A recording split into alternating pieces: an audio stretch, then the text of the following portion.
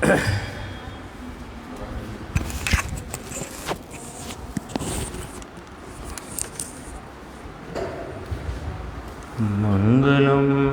भगवान वीरो मंगलम गौतमो गणी मंगलम कुंद कुंदार्यो जैन धर्मोस्तु मंगलम सर्वमंगल मांगल्यम सर्वकल्याणकारकम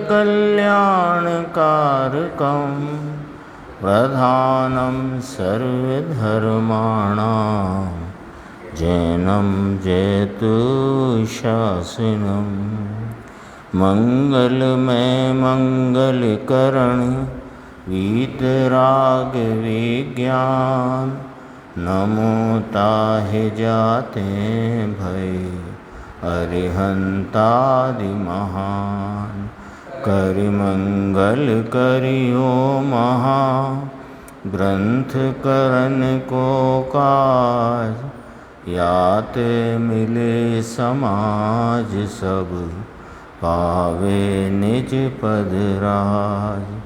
इस भवतरु का मूल एक जानहु मिथ्या भाव ताको कर निर्मूल अब करिए मोक्ष उपाय। मोक्ष मार्ग प्रकाशक नाम का ग्रंथ और इसके 7वें अधिकार में व्यवहारावासी मिथ्या दृष्टि के संदर्भ से सम्यक ज्ञान के अन्यथा स्वरूप जो धर्म बुद्धि से धर्मधारक संज्ञा को प्राप्त हैं, ऐसे मिथ्या दृष्टि को सम्यक ज्ञान सम्यक चारित्र के संबंध में क्या अन्यथा पना है, किस प्रकार उसकी भूल है, उसकी चर्चा अपनी चल रही है।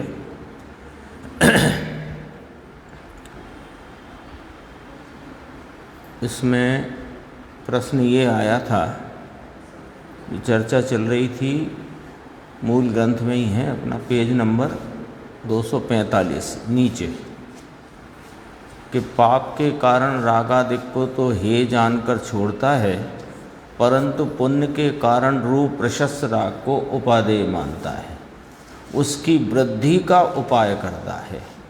सो प्रशस्त राग भी तो कषाय है, कषाय को उपादेय माना तब कषाय करने का ही श्रद्धान रहा। अप्रशस्त परद्रव्यों से द्वेष करके प्रशस्त परद्रव्यों में राग करने का अभिप्राय हुआ। कोई परद्रव्यों में साम्य भाव रूप अभिप्राय तो नहीं हुआ है। यह द्रव्यलिंगी के संदर्भ से जो उसकी सम्यक चारित्र के संबंध में अन्यथापना है, उसकी बात चल रही है। तो नीचे प्रश्न आया, यहाँ प्रश्न है कि सम्यक दृष्टि भी तो प्रशस्त राग का उपाय रखता है। आपने कहा कि यह द्रव्यलिंगी पाप को के कारण रूप रागादि अशुभ रागादि को हे जानता है और पुण्य के कारण रूप प्रशस्त राग को उपादेय जानता है और उसकी वृद्धि का उपाय करता है। किसकी? शुभ राग की वृद्धि का, प्रशस्त राग की वृद्धि का। तो उसका प्रश्न आया कि आप द्रव्यलिंगी जिसको सम्यक चारित्र में अन्यथापना है, जो व्यवहारावासी मिथ्या दृष्टि है, तो उसको प्रशस्त राग का उपाय करता है। तो हम तो देखते हैं कि सम्यक दृष्टि भी प्रशस्त राग का उपाय रखता है। तो उसका उत्तर है कि उपाय में फर्क है, दोनों के उपाय पने में फर्क है। हाँ, अभिप्राय में अंतर होने से उपाय पने में भी अंतर है। वो उसको यहाँ पंडित जी ने एक दृष्टांत से यहाँ कहा 246 पेज, कि जैसे किसी को बहुत दंड होता था तो वह थोड़ा दंड देने का उपाय रखता है और थोड़ा दंड देकर हर्ष भी मानता है। किसी को मान लो 50,000 रुपये का फाइन दंड लगा कि आपको 50,000 रुपये का फाइन लगता है, तो 50,000 के बजाय फिर वह दंड यदि 5,000 देकर काम चलता हो तो हर्षित होता है, लेकिन 5,000 का दंड देना भी अनिष्ट ही है ना, ये दृष्टांत दिया। हाँ, हर्ष इतना हुआ कि बहुत दंड से बच गए, थोड़ा ही दंड लगा, इतना हर्ष है, बस हर्ष का इतना ही मीनिंग है यहाँ पर। लेकिन दंड को कोई ये नहीं मानता है कि दंड देने से बहुत फिर कहता फिरे सब में कि देखो मैंने दंड भरा। तो देखो, जैसे किसी को बहुत दंड होता था, दंड लग गया उस पर, अब थोड़ा दंड देने का उपाय रखता है और थोड़ा दंड देकर हर्ष भी मानता है, परंतु श्रद्धान में दंड देना अनिष्ट ही मानता है। उसी प्रकार सम्यक दृष्टि के पाप रूप बहुत कषाय होती थी। क्या होती थी? कषाय होती थी। पाप रूपता की बहुत कषाय होती थी, सो वह पुण्य रूप थोड़ी कषाय करने का उपाय रखता है। पाप रूप बहुत कषाय होती थी, तो पाप रूप कषाय को छोड़कर पुण्य रूप थोड़ी कषाय, इसको ऐसे समझना है ना। पाप रूप और पुण्य रूप में भेद नहीं रखना, कषाय रखना उसको समझ में।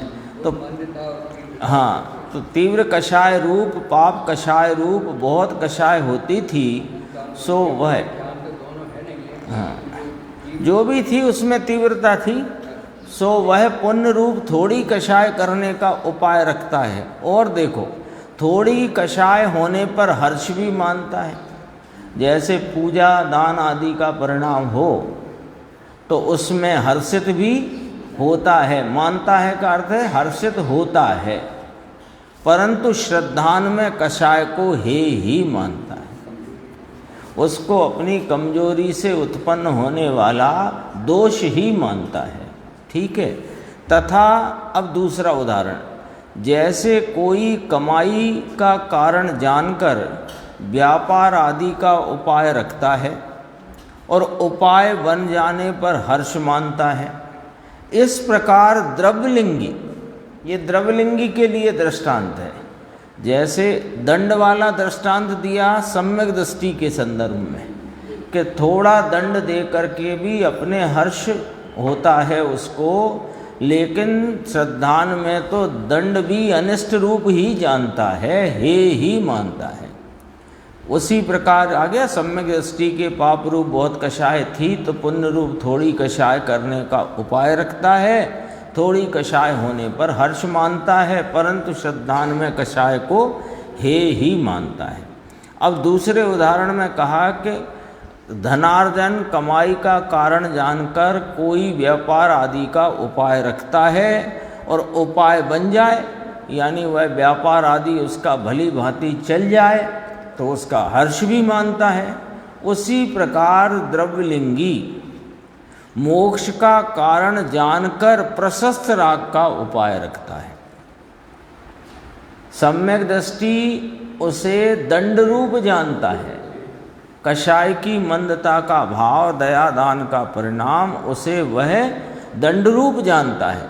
और अज्ञानी द्रव्यलिंगी मुनि, द्रव्यलिंगी का ही प्रकरण चल रहा है विशेष, तो वह द्रव्यलिंगी उसे मोक्ष का कारण जान करके उस प्रशस्त राग का उपाय रखता है और उपाय बन जाने पर हर्ष मानता है। इस प्रकार प्रशस्त राग के उपाय में और हर्ष में समानता होने पर भी सम्यक दृष्टि को तो दंड समान है और मिथ्या दृष्टि को व्यापार समान श्रद्धान पाया जाता है। इसलिए अभिप्राय में अंतर हुआ।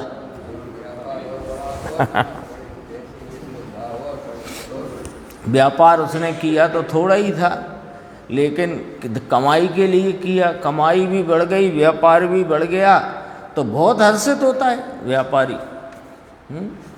वो तो अपने को फुर्सत नहीं है ये बताने में भी हर्षित होता है कि हमें तो फुर्सत ही नहीं खाने की नहीं, मरने की नहीं।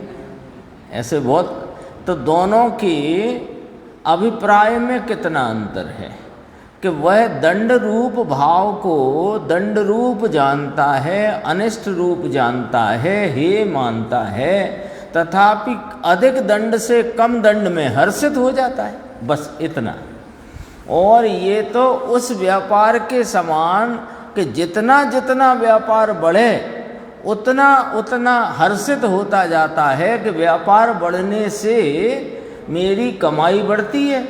तो ये प्रशस्त राग को मोक्ष का कारण मानता है, तो जितना प्रशस्त राग बढ़ता है उतना मैं मोक्ष के कारण में अधिकता से तीव्रता से प्रवर्तन करता हूँ, ऐसा मानता है। इतना फर्क है। और अगला कहते हैं, ये और गंभीर चर्चा है, देखो। तथा इसके माने धर्म बुद्धि से धर्मधारक संज्ञा को प्राप्त व्यवहाराभासी मिथ्या दृष्टि द्रव्यलिंगी मुनि, यानी पूरा किसकी चर्चा? इसके परिचय तपश्चरण आदि के निमित्त से दुख होए तो उसका इलाज तो नहीं करता, परंतु दुख का वेदन करता है, सो दुख का वेदन करना कषाय ही है। पंडित जी की भाषा और गंभीरता, भाषा सुगम, भाव गंभीर, बहुत गंभीर। देखो क्या कहा, उपाय, इलाज क्या है इसका? परिसह आदि के काल में, तपश्चरण आदि के काल में कोई जो दुख रूपता का लक्ष्य होए, यानी उपयोग में दुख रूपता लगे, तो क्या इलाज होता है कि अंदर में जाओ।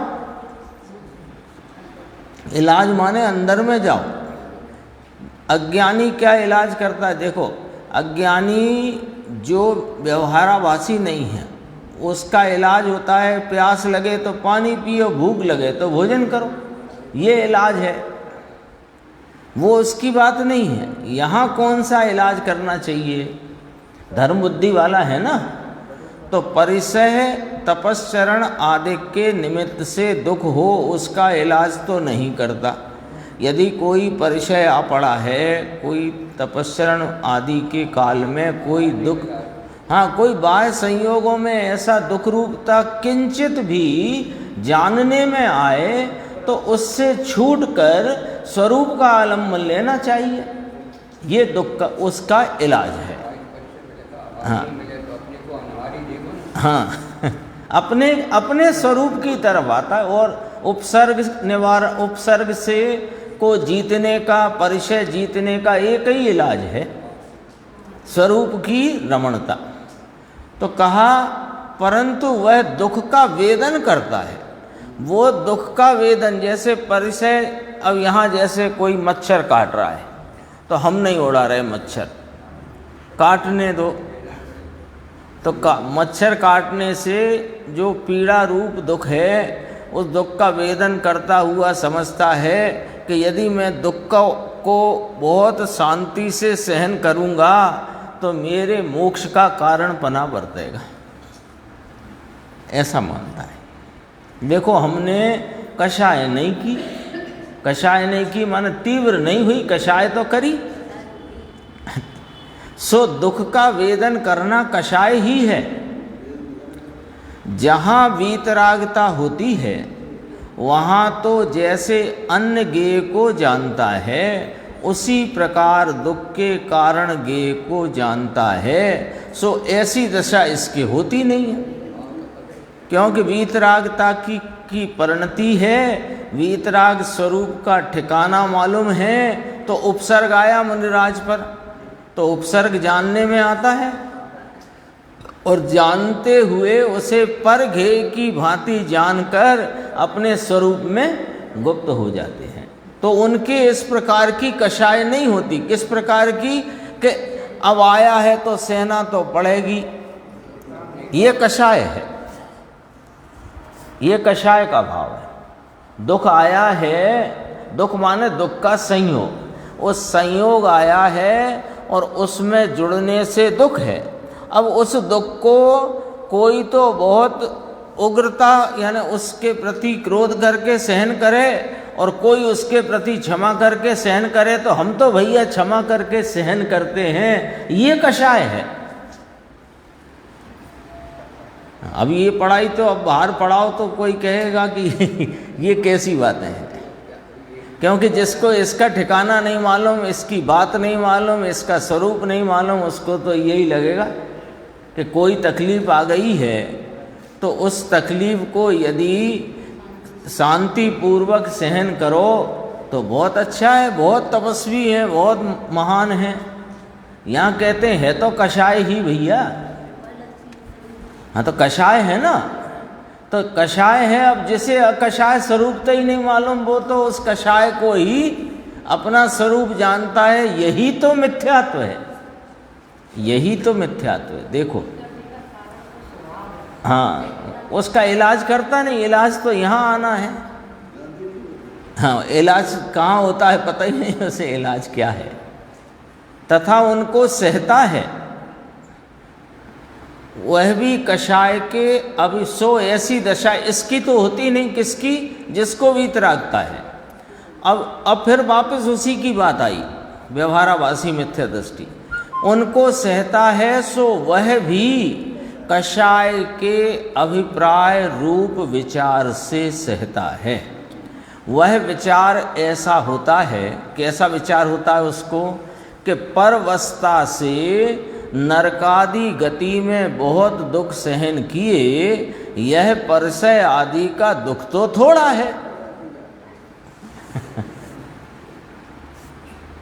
अब हम जब नरक गति में थे तो वहाँ तो परवस्था थी, तिल तिल करें देह के खंड, असुर बढ़ावें दुष्ट प्रचंड, ऐसी स्थिति थी। तो वहाँ तो हमने 3 लोग को नाच जो खाए, मिटे ना भूख कणा न लहाए। अब वे तो सब इतने जब दुख सहन किए, ये परसय आदि तो बहुत मामूली है, इसे सहन करना क्या बड़ी बात है, हम तो इसे आसानी से सहन करना चाहिए, ऐसा बोले।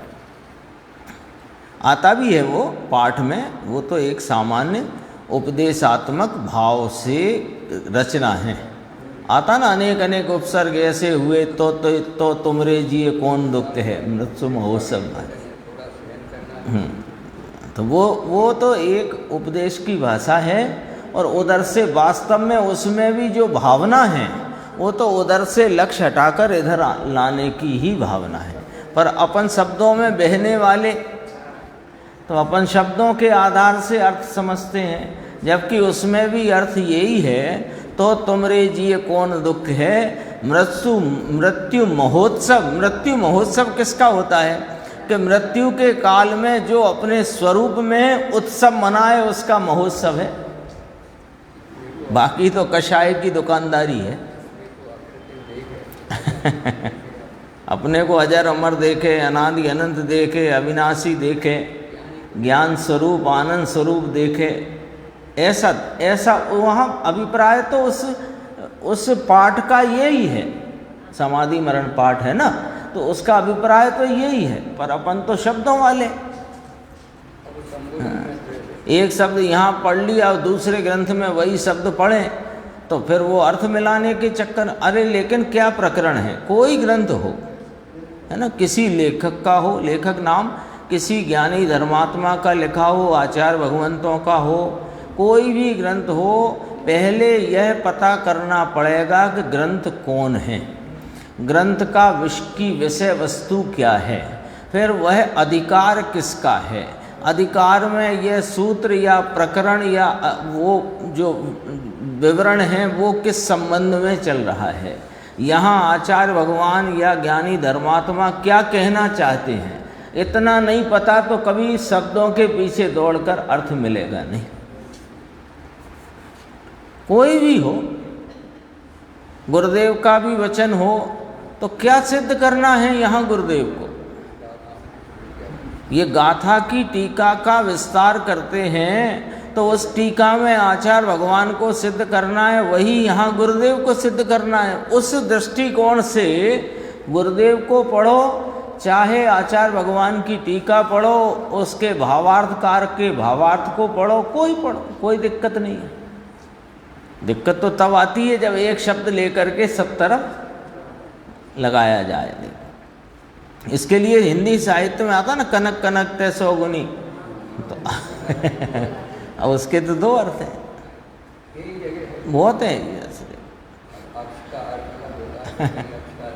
हाँ, परवस्था से नरकादि गति में बहुत दुख सहन किए, यह परिचय आदि का दुख तो थोड़ा है, इसको स्वयं सहने से स्वर्ग मोक्ष सुख की प्राप्ति होती है। यदि इनको नहीं सहेंगे और विषय सुख का सेवन करेंगे तो नरकादि की प्राप्ति होगी और वहाँ बहुत दुख होगा।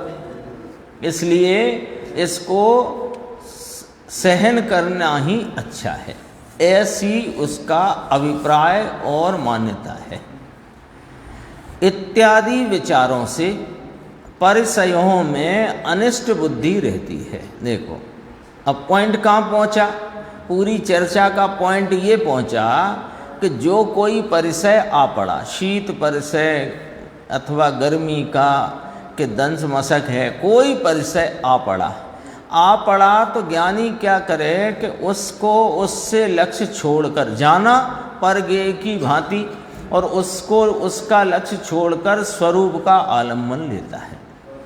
और अज्ञानी जो व्यवहाराभासी वो क्या कर रहा है कि देखो बहुत दुख उठाए हैं नरकादिक में, उसकी अपेक्षा तो यह दुख बहुत थोड़ा है, अपने को इसको स्ववस्था से शांति से सहन करना चाहिए। यदि इसके बदले में हम विषय सुख का सेवन करेंगे तो फिर नरकादि को जाएंगे और वहाँ तो बहुत दुख होगा। तो इसने वो संयोगों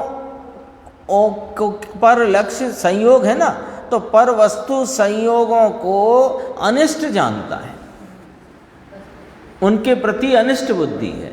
जैसे नरकादि न जाना पड़े, इसमें बताओ वास्तविक अभिप्राय क्या जा रहा है कि नरकादि में बहुत दुख रूप संयोग हैं। तो संयोग नाम पर पदार्थ, तो पर पदार्थ वे दुख रूप नाम दुख देने वाले हैं, तो तेरा अभिप्राय कहाँ दौड़ गया? जबकि पीछे चर्चा आ गई है, परद्रव्य तो कोई भला बुरा होता ही नहीं। देखो इत्यादि विचार से परिचयों में अनिष्ट बुद्धि रहती है। अब देखो स्पष्ट पंडित जी की भाषा देखो कितना एकदम से उसका सारांश निकाल कर यहाँ बताते हैं। केवल शब्द पर जोर है, मात्र नरकादिक के भय से तथा सुख के लोभ से उन्हें सहन करता है।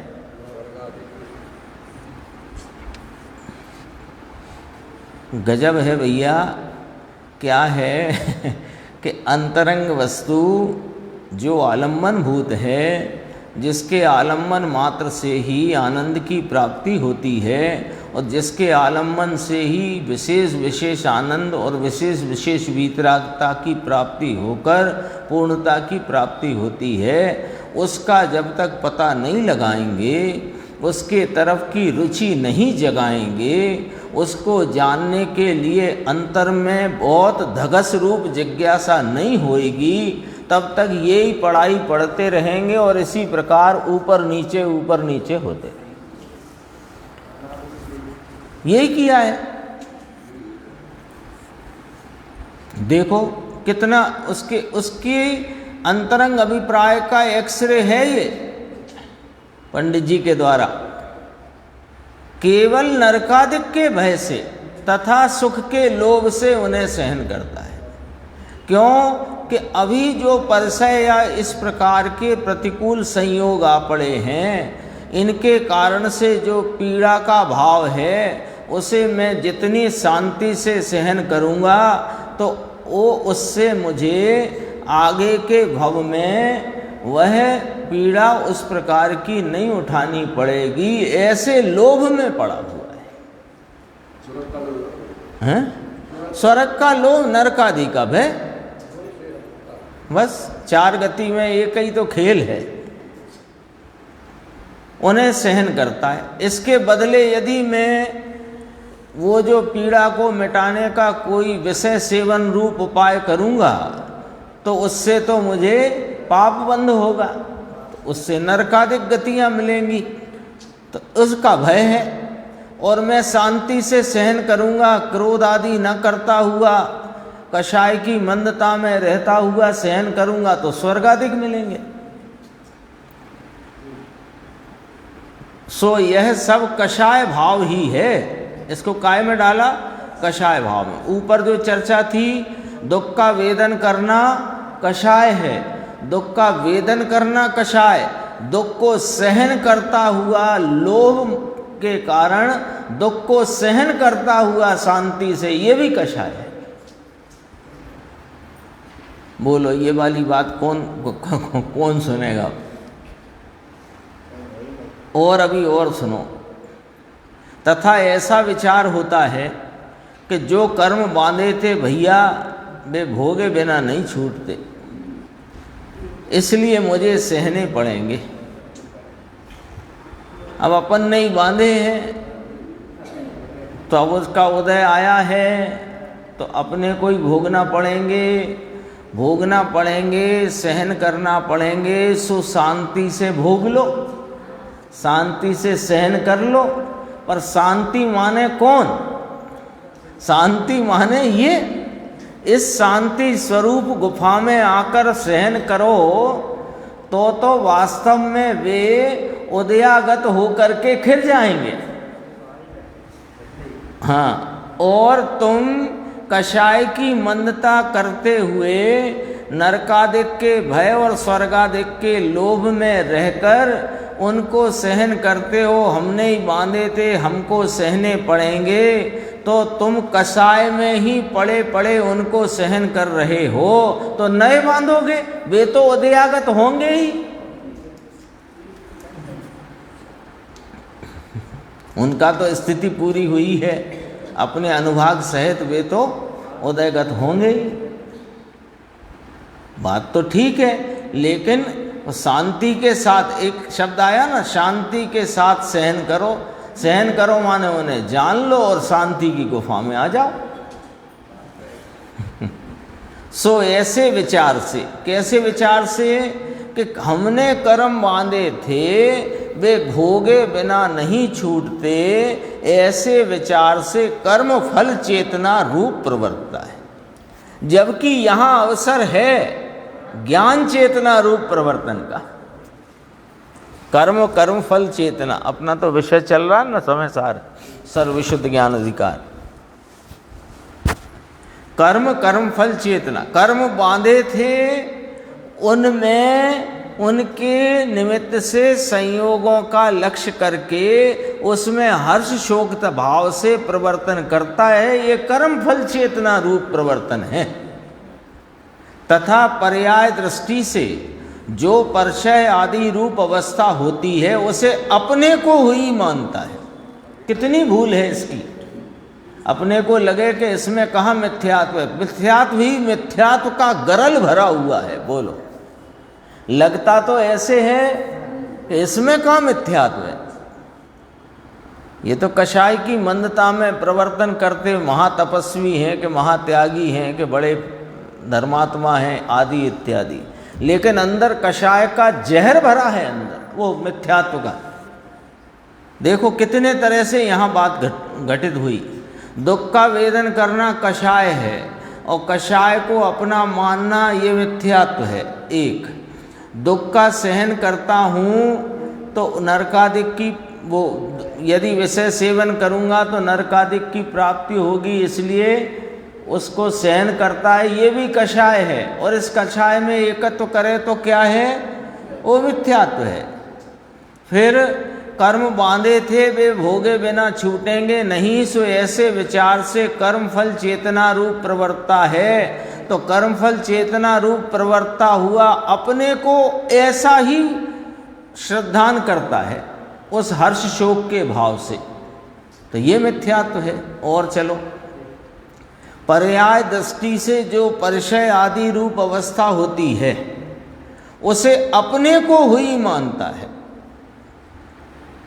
यहाँ मच्छर आके बैठा हो, बहुत तीखी ठंडी हवा चलती हो, तो ये मुझे परिचय हुआ है, मैं इस परिचय को सहन करता हूँ, तो इसने उस परिचय को अपने को हुआ माना। तो आत्मा को कौन सा परिचय होता है?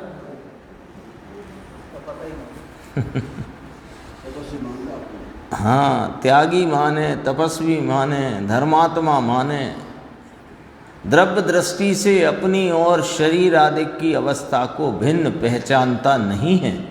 इसी प्रकार नाना प्रकार के व्यवहार विचार से परिसय आदिक सहन करता है।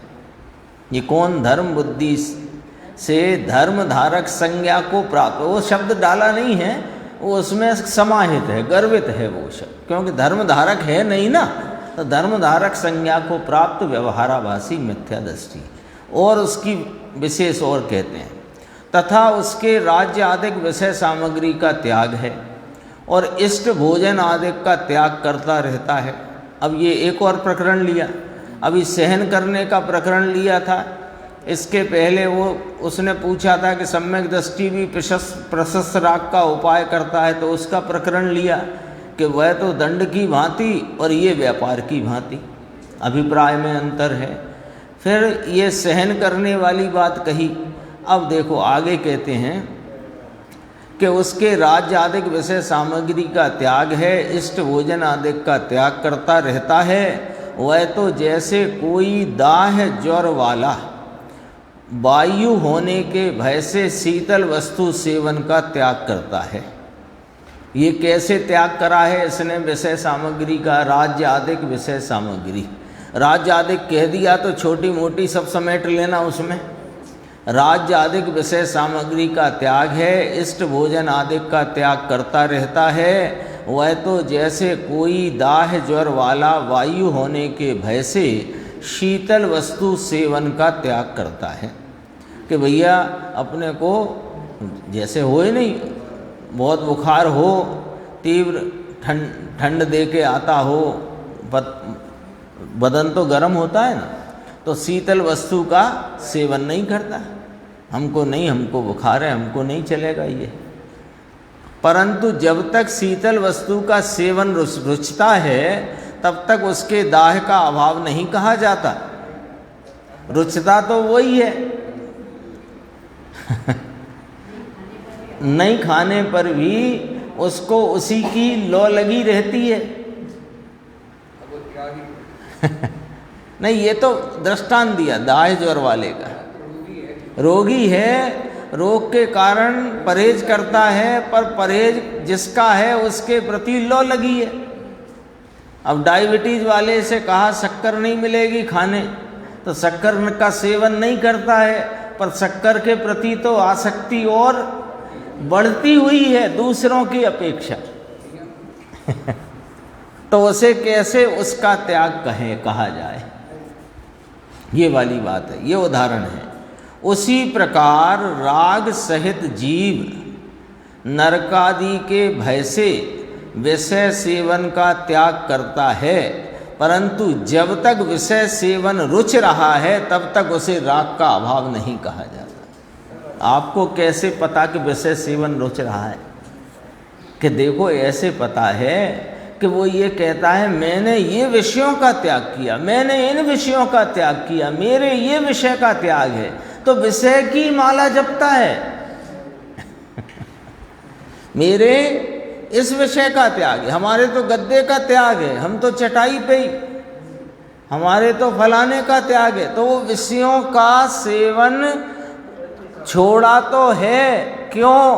कि यदि विषय सेवन करूँगा तो नरकादिक कुगति में जाना पड़ेगा, इसलिए विषय सेवन को छोड़ता है और विषय सेवन ही रुच रहा है। क्योंकि जो एक उदाहरण के लिए बात है उसको अन्यथा मत लेना। जैसे कोई सामान्य व्यक्ति है, गद्दे पे सोता है, तो गद्दे पे सोता है, वो सोने के समय गद्दे पे जाता है, सो जाता है, उठने के समय उठता है, चला आता है। अब ये चटाई पे सोने वाला, अब ये दिन में 5-6 बार गद्दे पे सो लेता है। जब कोई मिले, हम तो गद्दे का हमको त्याग है, हमको ये गद्दा नहीं, तो ये 5-6 बार सो लेता है गद्दे पे। ऐसा कहा यहाँ। तो जब तक विषय सेवन रुचता है तब तक उसके राग का अभाव नहीं कहा जाता। फिर और एक उदाहरण दिया, तथा जैसे अमृत के आस्वादी देव को अन्य भोजन स्वयमेव नहीं रुचता। अमृत का आस्वादन करने वाले देवों को अन्य भोजन स्वयमेव नहीं रुचता, उसी प्रकार स्वय रस का आस्वादन करके विषय सेवन की अरुचि इसको नहीं हुई है। दृष्टांत ये क्या, क्योंकि इसने अपने स्वरूप के आनंद रस का सेवन इसने किया ही नहीं। आनंद रस अपने अतीन्द्रिय आनंद का सेवन किया होए तो इसे विषय सेवन की अरुचि स्वतः होती है और कछु न सुहावे। लेकिन इसे सुहावे तो पूरा, लेकिन नरकादि के भय से उसको दूर करता है। तो ये तो कषाय में ही पड़ा हुआ, कषाय के एकत्व में पड़ा हुआ है। इस प्रकार फलादिक की अपेक्षा, फलादिक समझ गए, नरकादिक का से भय और स्वर्गादिक की लोभ, इसकी अपेक्षा परिसय सहन आदि को सुख का कारण जानता है और विषय सेवन आदि को दुख का कारण जानता है, और सुख स्वरूप स्वयं है इसकी खबर नहीं है, और जो रागादि परिणाम है मंद कषाय का भाव भी दुख रूप है ये नहीं जानता है। भाई सुख के सामने दुख क्या है ये भी तो खबर लगनी चाहिए ना। यदि मैं सुख स्वरूप हूँ तो दुख स्वरूप क्या है कि जो परिणति में कषाय की मंदता का परिणाम भी दुख स्वरूप है ये नहीं जानता, और मैं स्वयं सुख स्वरूप हूँ ये नहीं जानता। तो क्या जानता है कि परिसय, एक तो देखो जो धर्म बुद्धि से धर्मधारक नहीं है, धर्मधारक संज्ञा नहीं है जिसको, ऐसा मिथ्या दृष्टि, वो परिसय सहन आदि को दुख का कारण और विषय सेवन आदि को सुख का कारण जानता है। अज्ञानी मिथ्या दृष्टि जी, सामान्य, ये सामान्य बात। लेकिन ये तो धर्म बुद्धि से धर्मधारक संज्ञा को प्राप्त व्यवहाराभासी मिथ्या दृष्टि, जिसकी सम्यक चारित्र के संबंध में ऐसा अन्यथापना है, वह परिसय सहन को सुख का कारण और विषय सेवन आदि को दुख का कारण जानता है। यह इसका मिथ्यात्व है, क्योंकि सुख का कारण आत्मा है और दुख का कारण परिणति में रहा हुआ राग है, चाहे वह मंद कषाय का हो चाहे तीव्र कषाय का हो। और आगे देखो, तथा तत्काल परिसय सहन आदिक से दुख होना मानता है और विषय सेवन आदिक से सुख मानता। आ गई वही बात, तत्काल में परिसय सहन जो हो रहा है उसे दुख रूप जानता है पर सहन करता है। परिसय नाम कोई प्रकार की प्रतिकूलता, सीधी बात है। तो जो कोई प्रतिकूलता आन पड़ी है उससे दुख मानता है, तभी तो सहन करता है, उससे दुख मानता है, उस तो फिर सहन करता है, और विषय सेवन आदि से सुख मानता है। तो विषय सेवन आदि करूं तो सुखी हो जाऊंगा, लेकिन मैं करूंगा नहीं। क्यों? बाद में इसका फल तो बहुत दुख आने वाला है, इसलिए नहीं करूंगा। तत्काल में तो अभी तो परिसय सहन को दुख रूप माना और विषय सेवन आदि को सुख रूप माना, और फल रूपता, फल की अपेक्षा पहले कह दी ना, फल की अपेक्षा में परिसय सहन को सुख का कारण और विषय सेवन को दुख का कारण। तो असलियत क्या निकली कि तत्काल में तो परिसय सहन को दुख का कारण और विषय सेवन को सुख का कारण मानता। वो सुख को मैं छोड़ता हूं जिससे कि मैं आगे मुझे दुख ना मिले। ये बहुत बड़ा व्यापारी है।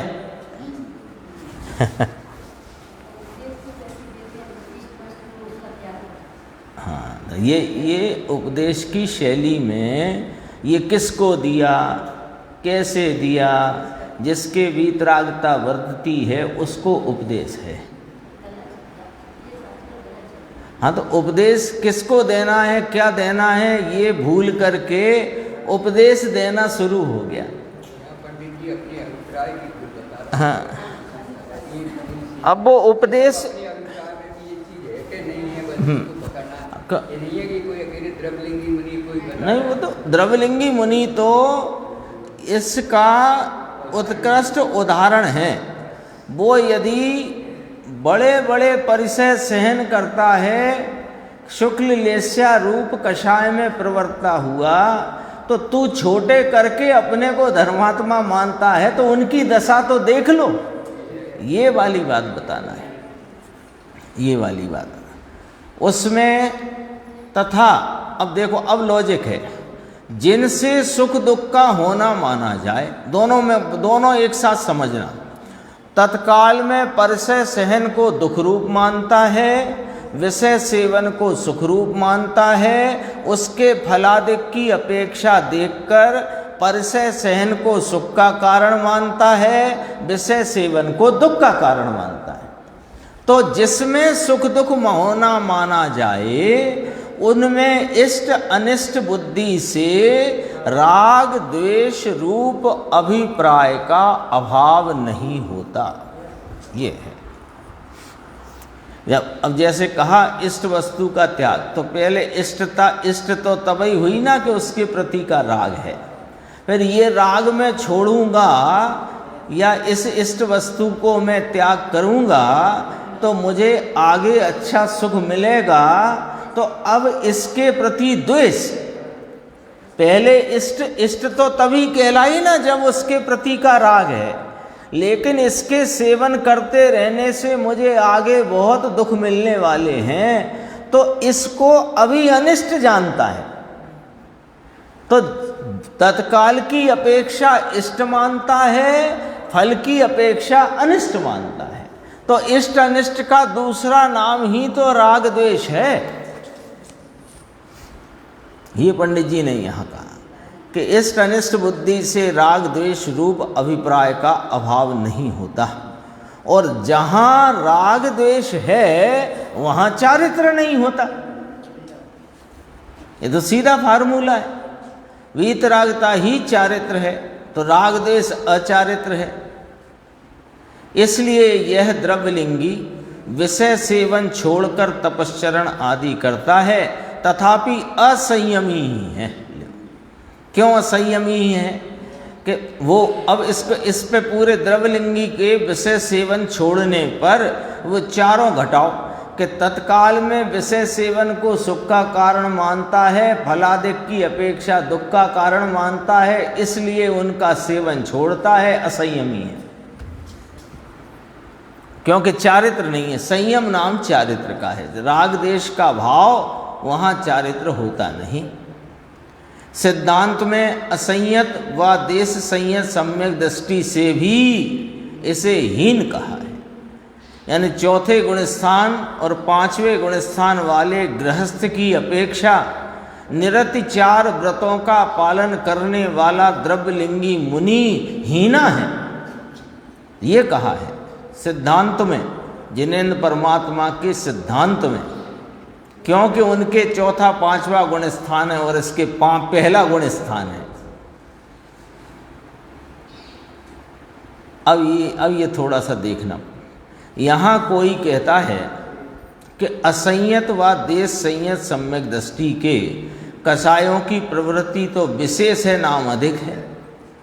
असंयत देश संयत माने चौथा गुण स्थान वाला और पांचवा गुण स्थान वाला, इसके तो कषायों की प्रवृत्ति विशेष है। घर गृहस्थी में रहता है, आरंभ आदि का भी है, काम विषय सेवन भी है, व्यापार धंधा भी है, धनोपार्जन भी है, विवाह शादी भी है, सब है।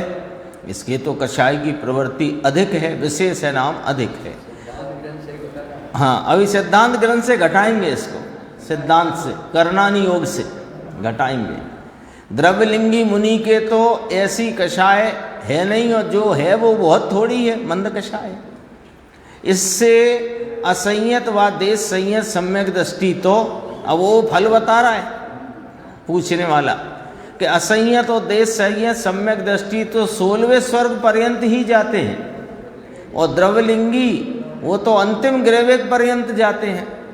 इसलिए हमारा कहना ऐसा, सुझाव है उसका पूछने वाले का, कि हमारा कहना ऐसा है कि भावलिंगी मुनि से तो द्रव्यलिंगी को हीन कहो, ये बात तो ठीक समझ में आती है, लेकिन उसे असंयत और देश संयत सम्यक दृष्टि से हीन कैसे कहा जाएगा, ये बात खड़ी करी इसने। ये हमें समझ में नहीं आई बात आपकी।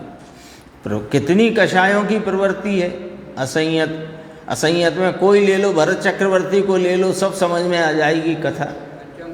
पंचम गुणस्थान वाले कोई श्रावक को ले लो, तो उनकी वर्तमान में कषाय की प्रवृत्ति विशेष, और स्वर्ग भी 16वें से ऊपर जाते नहीं, और द्रव्यलिंगी तो अंतिम ग्रैविक पर्यंत तक जाता है, और वर्तमान में कषाय इतनी मंद है कि ऐसे चीरा लगा के नमक डालने पर भी आँख की कोर लाल होती नहीं, वर्तमान कषाय, और उसका फल ग्रैविक पर्यंत है। अंतिम ग्रैविक लो की हद पायो अनंत वीरिया पद, यही बात ये छैडाला में 2 बार कही इस वाली बात।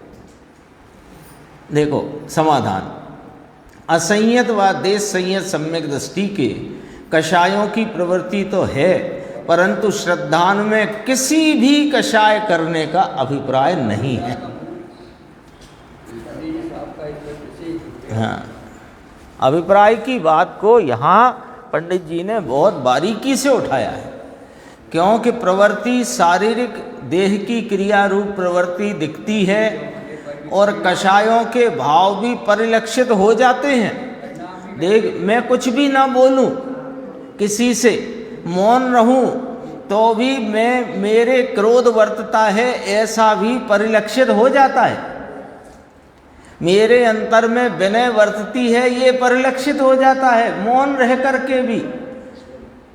तो ये चीजें तो परिलक्षित होती हैं, पर अभिप्राय कैसे पकड़ में आए, और अपने को अपने अभिप्राय की गलती पकड़ना है। देखो इसको सिद्ध करेंगे कि चौथे पांचवें गुणस्थान वाले सम्यक दृष्टियों के तो कषायों की प्रवृत्ति है, लेकिन श्रद्धान में किसी भी कषाय करने का अभिप्राय नहीं है, तथा द्रव्यलिंगी के शुभ कषाय करने का अभिप्राय पाया जाता है। वो तो व्यापार की भांति और बढ़े, श्रद्धान में उन्हें भला जानता है, इसलिए श्रद्धान की अपेक्षा असंयत सम्यक दृष्टि से भी, अब संयत को काय को दोबारा लिखें, जब असंयत से भी सम्यक दृष्टि, असंयत सम्यक दृष्टि से भी इसके अधिक कषाय है द्रव्यलिंगी के। तुमने कषाय की अधिकता बता करके जो प्रश्न पूछा था, तो जवाब ऐसे दिया कि इसके कषाय अधिक है द्रव्यलिंगी के, चौथे गुणस्थान वाले से भी अधिक, तो पांचवें वाले से तो अधिक होएगी, इसलिए नाम ना लिखा दोबारा, असंयत और संयत एक ही लिखा।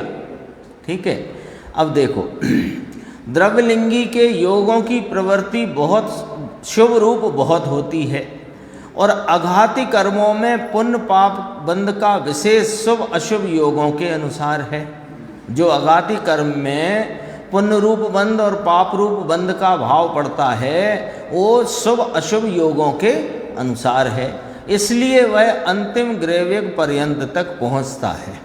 क्यों कि उसके शुभ रूप प्रवृत्ति बहुत है, उससे बहुत पुण्य बांध लेता है। कौन सा? अघाती कर्मों से जो पुण्य रूप बंध है, तो अघाती कर्म का साता वेदनी आदि आयु साता वेदनी इसका बांधता है, इसलिए वह अंतिम ग्रैविक पर्यंत पहुंचता है, परंतु वह कुछ कार्यकारी नहीं है। हाँ, क्योंकि अघातिया कर्म आत्मगुण के घातक नहीं है,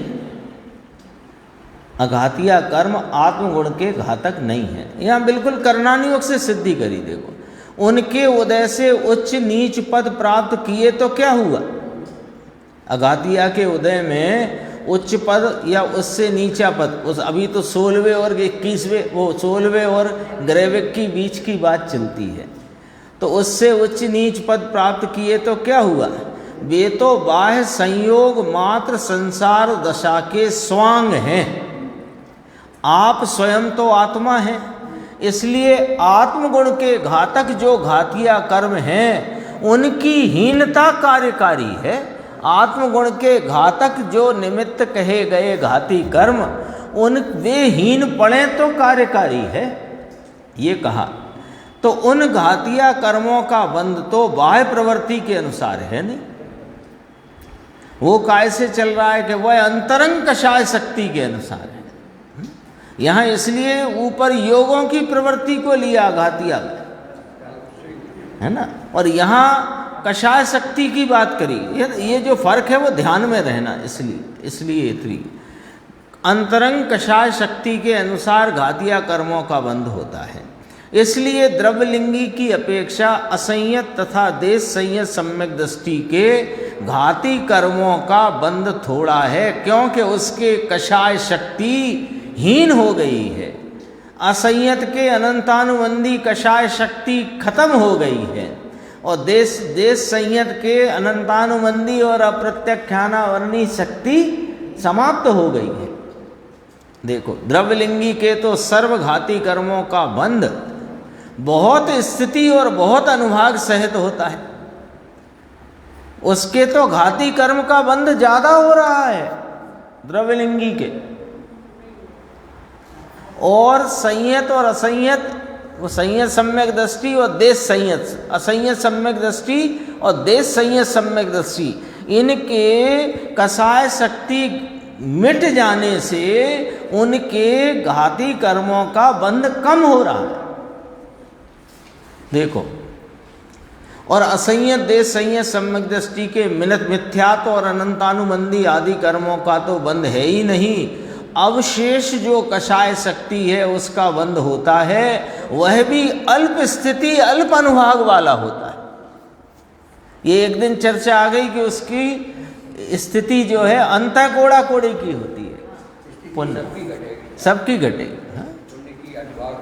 हाँ, तथा द्रव्यलिंगी के कदापि गुण श्रेणी निर्जरा नहीं होती, कदापि माने किंचित नहीं होती, सम्यक दृष्टि के कदाचित होती है, है ना, देश व सकल संयम होने पर निरंतर होती है। इसी से यह मोक्ष मार्गी हुआ है। इसलिए द्रव्यलिंगी मुनि को शास्त्र में असंयत व देश संयत सम्यक दृष्टि से हीन कहा है। ये चर्चा ही पूरी कर लेते हैं तो ये प्रकरण पूरा हो जाएगा। समय शास्त्र में द्रव्यलिंगी मुनि की हीनता गाथा टीका और कलशों में प्रकट की है, तथा पंचास्तिकाय टीका में जहाँ केवल व्यवहारालंबी का कथन किया है, वहाँ व्यवहार पंचाचार होने पर भी उसकी हीनता ही प्रकट की है। तथा प्रवचन सार में संसार तत्व द्रव्यलिंगी को कहा अंतिम 5 गाथाओं में। परमात्म प्रकाश आदि अन्य शास्त्रों में भी इस व्याख्यान को स्पष्ट किया है। पंडित जी ने अन्य ग्रंथों का भी यहाँ संदर्भ दिया कि मैं अपने मन से नहीं कहता हूँ, मैं तो वही मोती माला में पिरोता हूँ जो मोती आचार्य भगवंतों ने दिए हैं। द्रव्यलिंगी के जो जप तप शील संयम आदि क्रियाएं पाई जाती हैं, उन्हें भी इन शास्त्रों में जहाँ तहाँ अकार्यकारी बताया है, सो वहाँ देख लेना। यहाँ ग्रंथ बढ़ जाने के भय से नहीं लिखते हैं। इस प्रकार केवल व्यवहाराभास के अवलंबी मिथ्या दृष्टियों का निरूपण किया। अब यहाँ से अपना उभयाभासी मिथ्या दृष्टि का स्वरूप वह आगे की स्वाध्याय में चलेगा।